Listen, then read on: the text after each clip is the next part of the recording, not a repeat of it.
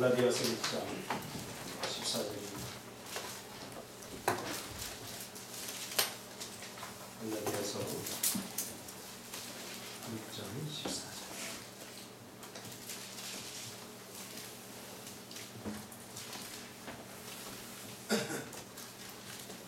한 절입니다. 같이 읽겠습니다. 갈라디아서 6장 14절 시작.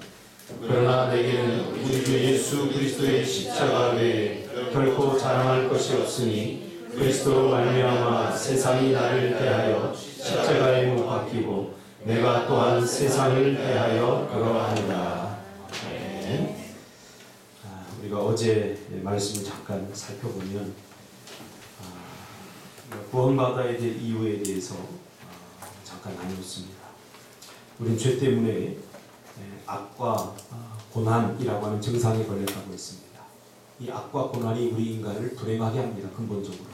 이 문제가 해결되지 않고 우리의 겉모습만을 바꾸어서는 절대로 이걸 구원이다 라고 말할 수 없습니다.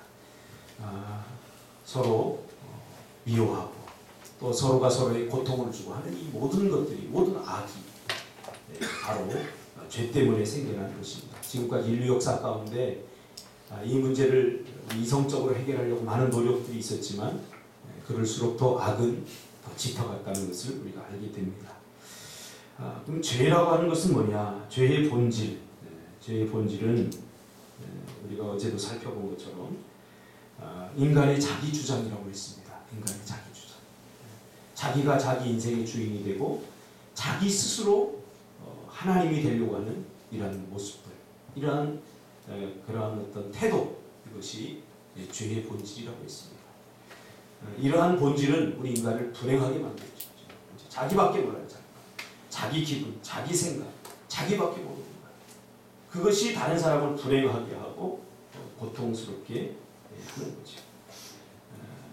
자기 주장으로 그래서 우리 인간은 사람을, 하나님을 떠났다고 그렇게 말했습니다. 원래 우리 사람은 하나님께서 하나님의 영을 부어서 만든 인간이라고 그랬죠. 이것은 뭘 의미한다고 그랬죠? 우리 인간 스스로 살 수 있는 존재가 아니라 의존적인 존재입니다. 철저히 피조물인 우리 인간은 스스로 절대로 살아갈 수 없습니다.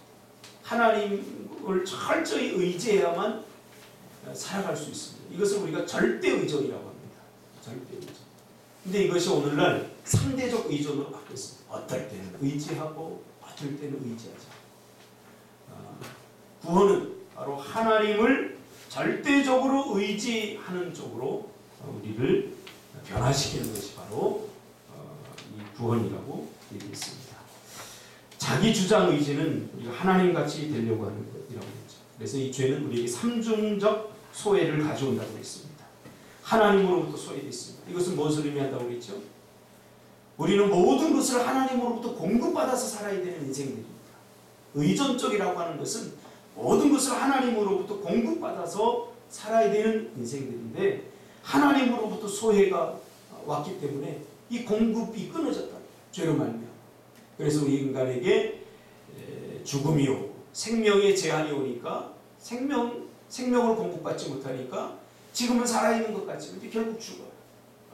그리고 지혜, 우리 인생에 일어나는 모든 문제에 대해서 우리가 스스로 그것을 해결할 수 없어요. 제가 우리 자녀의 문제도 마찬가지예요. 청소년 우리 여러분쯤만 되면 사춘기가 오면서 이 부모님들이 아이들을 절대 감당 못합니다. 그래서 부모님들이 그런 얘기를 해요.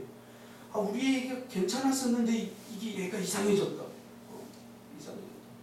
우리 교회도 그 축구 같이 하러 오던 친구가 하나 있는데 부모님, 할머니가 주한장로교 이렇게 다니시는데 하루는 전화가 왔어요. 전화가 왔고 키 큰 여자인데 아주 착하게 생겼어요.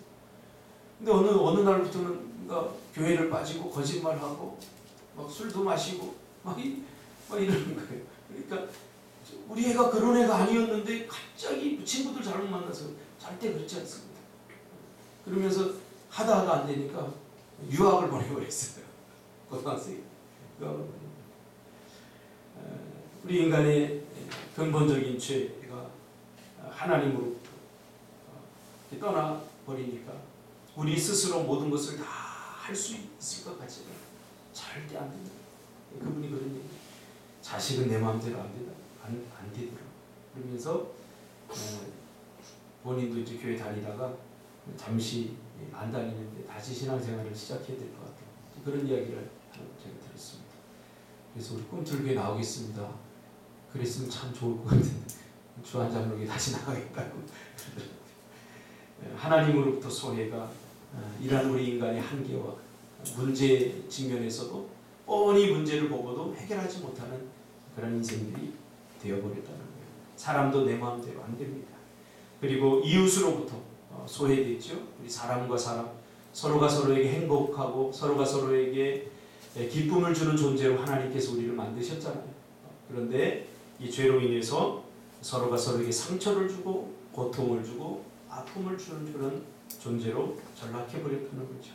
이것은 이웃과 이웃의 소외를 죄가 가져왔기 때문이고 또 자기 자신으로부터 소외를 가져왔다고 했습니다. 이것은 온갖 우리 인간의 정신적인 고통과 정신병 그리고 불안 증세 이런 것들이 다 죄의 증상이라고 했습니다.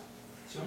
그래서 우리 인간의 정체성, 피조물이라고 하는 정체성을 잃어버리니까 우리 인간이 하나님이 될 수 없는데 마치 스스로 하나님이 되려고 하니까 우리 인간의 피조물의 정체성을 우리가 상실하게 되는 거죠. 그래서 우리 정신병에 걸린 사람, 어제도 제가 이렇게 TV를 잠깐 보니까 영화가 나오는데 정신병에 걸린 사람이 이렇게 나오더라고요. 횡설 수술하고 자기를 잃어버리니까, 자기로부터 소외되니까 그렇죠? 그런 증상들이 일어나게 되는 거죠.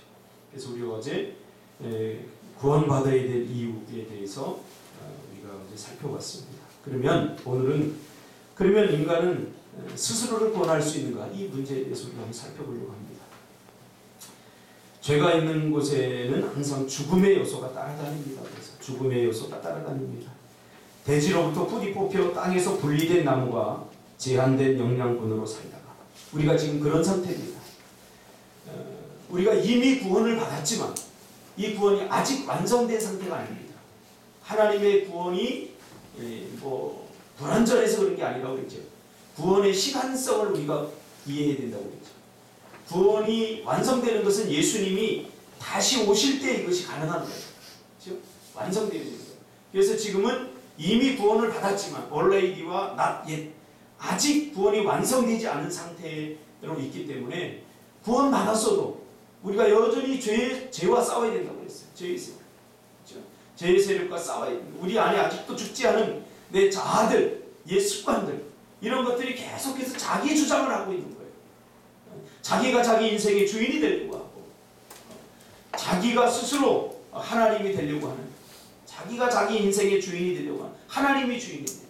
하나님을 의지하고 하나님을 절대적으로 의존하기보다는 뭔가 자기를 아직도 의지하려고 하는 그러한 근성들이 다 남아있다는 거죠. 자기애, 자기의 그렇죠? 이런 것들이 아직 우리 안에 가득 차 있어요. 이러한 모습으로 우리가 살아갈 때 어떻게 남을 생각할 수가 있겠습니까? 그렇죠? 그래서 자기 주장을 아직도 펼치게 되는 거죠. 그래서 죄는 우리가 대지에서 뽑힌 나무가 지금은 잠시 살아있는 것 같지만 결국은 어떻게 됩니까? 이게 죽습니다. 우리가 모든 것들로부터 제한됐어요. 나무가 대지 안에 이렇게 딱 박혀 있을 때는 대지로부터 모든 것을 다 공급받습니다. 그래서 오랫동안 계속 살 수 있어요. 근데 뽑힌 나무는 이게 곧 죽음이 오듯이 하나님으로부터 뽑혀진 우리 인간은 이 죄의 증상들을 우리가 계속해서 경험하다가 결국 100년이라고 하는 짧은 세월을 마치면 죽고 맙니다. 죽으면 어떻게 됩니까? 저는 죽음에 대해서 어려서부터 제가 생각을 하게 됐어요. 여러분 믿을지 모르겠지만 제가 5살 때 아버지가 돌아가시면서 그때부터 죽음이 뭘까에 대해서 제가 생각했던 것 같아요. 아버지가 계셨는데 어느 날 안 계신 거예요. 아버지 어디 가셨지? 하늘나라 가셨대요. 하늘나라는 어떤 곳일까? 우리 죽으면 어떻게 될까? 그런 것에 대해서 참 많이 묵상을 했던 것 같아요. 내 스스로가 아니라 그냥 그렇게 생각이 되어졌어요. 성경이 우리에게 답을 주죠. 이 땅에 사는 것은 한 번뿐입니다. 죽은 이후에는 하나님의 심판이 분명히 있다는 사실이죠. 그러므로 짧은 세월을 마치면 죄 때문에 우리가 결국 죄의 삭은 사망이기 때문에 죽게 됩니다. 죄 때문에 일어나는 불안, 증오, 상처라든가 서로 싸우고 죽이고 하는 모든 악과 고난은 죽음의 그림자라고, 죽음의 증상이라고 제가 말씀을 드렸습니다. 이렇게 서로가 서로에게 아픔을 주고 고통을 주고 시련을 주고 하는 것은 바로 죽음의 그림자라고 볼 수 있습니다. 만약 인간이 이 문제를 이 악과 고통의 문제, 그렇죠? 악과 고난의 문제라고 해서 결국 이 악과 고난으로부터 해방되는 것이 구원이라고 했죠. 악과 고난으로부터 해방되는 것이 구원인데, 만약 인간이 이 문제를 스스로의 자원으로 해결할 수 있다면 구원받아야 될 이유가 아무것도 없습니다. 우리 인간이 스스로 이 악과 고난의 문제를 해결할 수 있느냐? 사람들은 있다고 믿지. 이걸 스스로 우리 인간이 해결할 수 있다면 우리가 구원받아야 될 이유가 하나도 없는 거예요. 그러면 우리가 기도해야 될 이유도 없고요. 하나님을 부를 이유도 없어요. 인간이 신이라고. 인간이 이 세상에서 일어나는 모든 문제를 다 해결할 수 있다면 우리가 왜 하나님을 부르겠어요? 부를 필요가 없어요. 내 마음대로 살면 되는 거예요. 근데 죄가 가져온 게 뭐냐면, 그렇게 되도록 우리 인간을 신의 자리로 올려놓는 거예요. 스스로. 우리 인간은 대단하다. 그러면서 인간은 뭐든지 할 수 있다. 이렇게 죄가 우리 인간을 스스로 하나님의 자리로 올려놓은 거예요. 그래서 내 인생 터치하지 마실 때 두고 아무도 내 인생 건들지 마. 뭐 좀 조언을 하거나 참견을 하면은 내 인생 내 마음대로 할 거, 당신이 원해. 이렇게 되어 있거든요. 그것이 하나님에 대해서도 저항하게 됩니다. 우리 모세 시대를 보면 알 수 있지 않습니까? 우리 안에 죄가 가득하면 자기 인생을 자기가 컨트롤하고 주장하려고 하는 그런 모습으로 나타난다는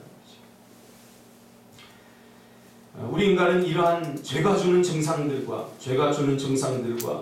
죄의 결과인 죽음의 문제를 절대로 스스로 해결할 수 없습니다. 그럼에도 불구하고 모든 종교나 불교나 힌두교나 이슬람과 같은 종교뿐 아니라, 이건 종교는 아니지만 유사 종교라고 그러죠. 마르크스주의, 칼막스주의, 인류 문명에 대한 낙관론 같은 것들은 인간이 스스로 구원할 수 있다고 가르칩니다. 인간에게 희망을 두고 있죠. 자기 자신의 노력, 자기 자신의 힘, 자기 자신의 지식, 이것에 우리가 희망을 두게 되는 거죠. 그렇죠? 뻔합니다. 절망입니다. 즉 스스로 종교심을 발휘하거나 수양을 잘하면, 또는 선한 행위를 많이 하고 업적을 쌓으면 구원의 문제를 해결할 수 있다고 그렇게 주장을 합니다. 이것을 우리가 문명 낙관주의라고 합니다. 이 문명 낙관주의는 오늘 자유주의로 이렇게 나타나고 있습니다. 이런 문명 낙관주의는 우리가 잘 알듯이 18세기 볼테르를 중심으로 한 그 계몽주의가 되죠. 우리 인간의 악과 고난의 문제를 우리 사람들이 스스로 해결하려고 굉장히 많이 노력했어요. 사람이 사람을 불행하게 하고, 사람이 사람을 찔러 죽이고, 전쟁을 일으키고, 이런 고통들이 왜 왔느냐는 거죠. 이것을 이성적으로 사람들이 생각해 보니까 내린 결론이 뭡니까? 아하, 사람이 몰라서 그래. 지식이 없어서 그래. 저렇게 행동하면 안 되는데, 저렇게 사람을 죽이면 사람이 얼마나, 가족들이 고통스러워할까? 저렇게 하면 사람이 얼마나 상처를 주면 아파할까? 이걸 모르기 때문에 죄를 짓는 거야. 이때부터 계몽주의, 우리의 이성을 깨워야 된다. 그래서 사람들에게 가르쳤어요. 많이 가르쳤어요. 가르치면 이 문제가 교육으로 해결할 수 있다고. 이성을 개발하면 해결할 수 있다고 이렇게 믿었던 거죠. 그래서 그래서 이성을 개발을 시켰습니다. 이 계몽주의, 18세기 계몽주의 이후 19세기에 자유주의에서 절정을 이루게 되었습니다. 그래서 인권이라는 말로 오늘 우리에게 도전을 주죠. 그래서 미국 같은 나라는 인권을 존중한다고 이 복음을 전하는 것도 이제 함부로 못하고 크리스마스 때 캐럴도 마음대로 못 불러요. 그리고 전도도 못해요. 왜 나의 인권을 존중하지 않고 네 종교를 나한테 강요하냐? 강요가 되는 거죠. 이게 뭐예요? 가만히 여러분 한번 추적해 보세요. 이 말씀을 들으면 추적해 보세요. 결국은 인간의 인간성을 존중한다라고 이야기하지만 결국 이게 뭐예요? 나타나는 현상들이 뭔가를 알아요. 인간을 스스로 신의 경지에 올려놓는 거예요. 인간은 대단하다. 인간 스스로 모든 것을 할 수 있다. 그러면서 네 맘대로 살아라. 네 뜻대로 살아라. 어차피 주어진 인생은 네 인생이야. 그러니 하나님이라고 하는 신의 터치를 받지 말아라. 네 마음대로 네가 믿고 싶은 신 믿어. 이 상대주의죠. 그렇죠? 다원주의로 나타나는 거죠. 네가 믿고 싶은 신 믿어. 그게 이슬람교든 그게 불교든. 제가 인도를 몇 년 전에 갔다 깜짝 놀랐어요. 거기 갔는데 그 인도의 수만 가지 신에 대해서 이렇게 설명을 들으면서 제가 소름이 끼쳤어요. 인도에 카스트 제도가 있지 않습니까? 거기 인도 땅을 제가 이렇게 돌아보면서 야, 어쩌면 여기가 지옥이다. 다 뭐 손가락 8개 갖고 태어나면 신이 돼버리는 거예요. 별게 다 신이 되는 거예요. 모든 게 다 신. 이게 범신론이지. 그런 걸 보면서 야, 인간이 타락하니까 이렇게 될 수 있구나. 그러면서 서로가 서로에게 고통을 주고 이런 제도를 만들면서 불행을 하게 만든다는 거죠. 그러면서 인간의 이성을 재발견하고 이성을 개발하여 교육시키고 과학과 기술을 발전시킨다면 인간에게 악과 고난이 없고 싸움이 없는 평화와 풍요의 상태에 이를 수 있게 되는 낙관론이었습니다. 사도 바울이 이야기한 것처럼 여러분 내 안에 선한 것이 하나도 없습니다. 공산주의의 모토가 잘못되어서 공산주의가 무너졌습니까? 공산주의가 얼마나 그 모토가 좋아요. 서로 잘 먹고 잘 살자는 거, 서로 사랑하면서 굶주림이 없는 그런 땅을 만들자는 거예요. 그런 유토피아를 만들자는 거예요. 근데 공산주의가 인식하지 못한 게 뭐예요? 우리 인간은 근본적으로 죄인이라는 사실. 빵이 2조각 있으면 배고픈 준석 집사에게 하나를 양보하는 게 우리 인간이 아니라 내일 먹을 것을 위해서 내 곳간에 들여놓고는 저 사람이 굶어 죽든 말든 그냥 내버려 두는 것이 우리 인간이라는 거예요. 물론 어느 정도 선에서는 우리 인간은 선해요. 그러나 자기 유익과 자기 이익과 철저히 관련이 될 때는 철저히 이웃을 소외시키는 거예요. 지금 그 문제를 지금 이야기합니다. 지금 가장 큰 문제가 지금 인류의 식량난 아니겠습니까? 지금 아프리카에서 이렇게 우리나라는 이 음식물 쓰레기만 이걸 처리하는데도 1년에 몇 조가 되는데 아프리카는 아직도 먹지 못해서 굶어 죽는 사람들이 많아요. 전 세계의 사망률 1위를 차지하는 게 굶주림입니다. 그럼 믿겨지지 않죠. 우리 자장면 먹다 남은 버리잖아요. 그 아프리카 사람들한테 주면 $1로 한 달을 살 수 있는 그런 나라들도 있다는 거죠. 이런 일들이 근본적인 이런 인간의 문제가 왜 생겨났냐는 거죠. 바로 죄 때문에 우리 인간이 스스로 이 문제를 해결할 수 있다고 믿는 데서부터 생겨난 거죠. 죄 때문에. 죄로 말미암아 인간의 고통이었다는 거죠. 이렇게 인간의 이성을 개발해서 과학을 발전시키고 오늘날 이 나노 바이올로지가 이렇게 발전을 하면서 인간이 인간을 스스로 만들려고 하는 거죠. 암에 걸리면 어떻게 해요? 그 장기만을 따로 딱 떼서 돼지에다가 이식시켰다가 다시 이렇게 넣고 하는 이러한 기술 몇 가지 우리가 갖추게 되는. 그래서 인간을 창조하려고 하는, 만들어내려고 하는 그런 시대에 왔어요. 뇌도 지금 인공뇌를 지금 만들고 있는 이런 시대에 왔습니다. 이런 시도가 왜 일어나냐고 말이에요. 인간이 하나님이다 하는 근본 전제가 있습니다. 인간이 스스로 인간을 구원할 수 있다라고 믿는 거죠. 이성을 개발하면 그렇게 된다는 거예요. 우리도 이성적인 사람이 돼버리면 참 똑똑한 것처럼 보이지만 가장 어리석게 되는 거예요. 자기만을 의지하고 살아가는 거죠. 자, 이렇게 이성을 개발한 결과 18세기 계몽주의와 19세기 자유주의에 이르러서 절정을 이루었는데 결론이 어떻게 났습니까? 1차 대전, 2차 대전이 일어났죠. 예전에는 그냥 개인의 고통을 개인이 줬는데 이 이성이 개발되면서 이제는 공동체적으로 이러한 끔찍한 1차 대전, 2차 대전이라고 하는 전쟁이 일어나게 되는 거죠. 이 1차 대전, 2차 대전은 이러한 낙관론을 잿더미로 만들었습니다. 최고도로 발달된 과학과 기술은 인간을 최대로 파멸하는 결과를 가져왔고 바로 인간의 개발된 지성 혹은 인간의 개발된 지혜가 인류 역사에서 일찍이 보지 못한 죄악을 초래하였습니다.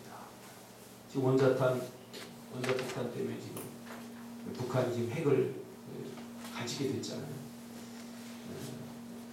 한 50년, 61년도쯤에 그 김일성이 중국을 방문해서 좀 도와달라. 그때 이제 전쟁이 일어나려고 한번 시도를 했다는 거죠. 우리 남한을 이번에는 꼭 우리가 점령할 수 있다. 그때 미국도 전쟁을 치고 있고 해서 어수선한테 그랬다는 거죠. 근데 전쟁은 안 된다. 그러면서 앞으로 핵을 개발하라. 핵이 있어요. 핵이 뭐예요? 힘이에요. 힘이 있어야 됩니다. 인간 스스로 힘을 가져야 돼요. 오늘 여러분 우리가 왜 돈을 법니까? 왜 명문대 가려고 그래요? 우리 스스로 힘을 가지려고 합니다. 힘을.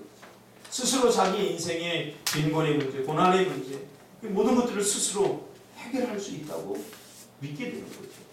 여러분, 절대로 해결할 수 없습니다. 절대. 예수 믿어도 이 문제가 해결되지 않으면 절대적 의존은 일어나지 않습니다. 하나님을 절대적으로 의존하는 의존은 일어나지 않습니다. 하나님의 은혜, 이거 일어나지 않습니다. 그래서 교묘하게 우리 자신들을 살펴보면 하나님을 믿는 것 같지만 어느 수준까지는 믿어요.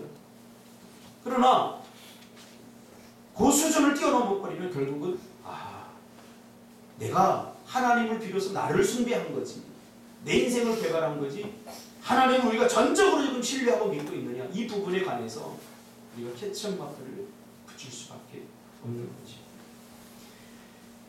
두 세계 대전은 인간의 이성 개발의 한계를 극명하게 드러내고 말았고, 인간의 근본적인 문제, 악과 고난을 이성의 개발로서 해결할 수 없다는 사실을 가르쳐 주게 된 거죠. 문명 낙관론은 금물입니다. 이와 같은 사상적인 변천에도 불구하고 오늘날도 문명의 발달에 대해 낙관하는 사람들이 있습니다.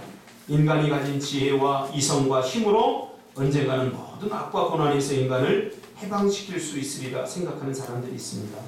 그러나 그렇지 않습니다. 만일 인간이 스스로를 구원할 수 있다면 근본적으로는 인간에게는 애초부터 구원받아야 될 이유가 없었을 것입니다.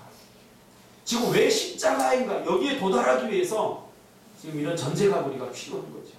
왜냐하면 우리 인간이 가지고 있는 자원이 완전할 때만 스스로를 구원할 수 있기 때문입니다. 우리가 가진 자원이 제한됐어요. 죄를 지었다는 것은 그 자원이 제한됐다는 거예요. 제한되어 있음으로 인해 발생하는 악과 고난의 문제를 그 제한된 인간의 자원으로 해결할 수 있다는 것은 논리적인 모순입니다. 바벨탑 사건이 탑을 인간이 쌓을 수도 있지 않습니까? 근데 바벨탑 사건이 하나님을 분노하게 만들었습니까? 인간이 스스로 자기들 스스로 구원하려고 했기 때문에 홍수의 문제, 홍수로 인해서 이 땅에 다 쓸려가 버렸어요. 하나님께서는 약속하셨죠. 다시는 물로 심판하지 않겠다. 그랬는데 천둥이 치고 비가 내릴 때마다 우리 인간은 하나님을 의심하죠. 야, 이것도 하나님이 비를 내리는 거 아닌가? 이런 의심이 만들어낸 게 뭐예요? 바벨탑이에요. 우리 스스로 우리가 탑을 쌓아서 하나님의 심판을 면하자. 그래서 바벨탑을 쌓은 거예요. 오늘도 신앙이 뭐냐? 근본적으로 우리가 하나님을 섬기는 신앙이 뭐냐? 하나님을 철저히 의지하는 게 신앙입니다. 다른 게 여러분 여기 나와서 기도하고 예배하고 착각하지 마세요. 이거 신앙 아니에요. 이건 종교예요. 누구나 다 할 수 있어요. 우리 안에 이런 것을 하는 이런 행위들을 우리가 왜 하게 되냐라고 하는 근본적인 문제를 따져보면 결국 하나님만을 의지하는 그런 마음에서 나와야 되는 거죠. 하나님만을 신뢰하는. 죄가 이것을 깨뜨려버리는 거죠. 피조물이 하나님처럼 스스로 되려고 하는 거죠. 신앙의 대상을 자기 스스로 이렇게 하는 거죠. 우리 인간이 내재된 힘으로 구원이 이루어지는 것이 아니라 인간 밖에 있고 우주 밖에 있는 하나님으로부터 올 수 있습니다. 그러므로 우리 구원은 인간의 내재된 내 안에서 있는 힘이 아니라는 거죠. 우리 밖에서 엑스트라노스, 우리 밖에서 우리를 위해서 프로노비스, 그렇죠? 이제 그러므로 구원은 우리 안에서 일어나지 않습니다. 인간에게서 일어나지 않는 것은 밖에서 와야 됩니다. 엑스트라노스, 우리 밖에서 우리를 위해서 프로노비스, 구원의 힘이 와야 합니다. 우리 밖에 무한한 힘을 가진 초월자로부터 우리를 위해 오는 것이어야 합니다. 즉 오직 은혜로 올 때 우리 인간에게 구원이 이루어집니다. 그래서 고난이라는 것은 때로 우리에게 구원의 모티베이션이 되기도 합니다. 우리 인간이 교만하거든요. 그래서 이런 문제, 악과 고난의 문제에 직면해서 고통당해보지 않으면 신 앞에 절대 무릎 꿇지 않습니다. 그래서 하나님은 이 고난의 문제를 통해서 우리에게 구원의 동기를 제공합니다. 왜? 하나님 없이도 우리 살 수 있어. 평생 그래요. 그러다가 작은 문제 앞에 딱 경험하면 우리가 할 수 없구나. 두 손 들고 오게 됩니다. 그래서 이 고난의 문제를 하나님은 우리에게 고통을 주려고 고난의 문제를 우리에게 주는 게 아니라 우리를 구원하기 위해서 이 고난의 문제를 줍니다. 예수님이 십자가에 고난당하는 것은 고난의 문제를 해결하기 위해서 십자가에 고난당한 거지 우리에게 고난을 주기 위해서 그렇게 한 거예요. 나도 고난당했으니까 너희들도 한번 고난당해봐라. 그러기 위해서 고난한 게 아니라는 거예요. 제가 이번 주에도 설교했듯이 고난을 해결할 수 있는 고난밖에 없습니다. 고난으로 고난을 해결합니다. 그래서 우리 고난을 회피하면 안 됩니다. 종교가 뭡니까? 고난을 회피하기 위해서 자기 스스로 애를 쓰는 것이 바로 종교입니다. 그래서 은혜로 우리가 구원받을 수밖에, 우리 스스로 구원할 수. 에베소서 2장 8절 너희가 그 은혜에 의하여 믿음으로 말미암아 구원을 얻었나니 이것이 너희에게서 난 것이 아니요 하나님의 선물입니다. 복음은 바로 이러한 제한된 자원 속에서 죽어가는 인간들에게 하나님께서 우리 밖에서 우리를 위하여 오셔서 구원을 이루셨다는 기쁜 소식입니다. 이게 복음입니다. 그러면 그 구원의 사건이 어떻게 일어났습니까? 예수 안에서 일어났습니다. 내일부터는 예수 안에서 이 구원이 어떻게 일어나는지에 대해서 우리가 살펴보도록 하겠습니다. 기도하겠습니다.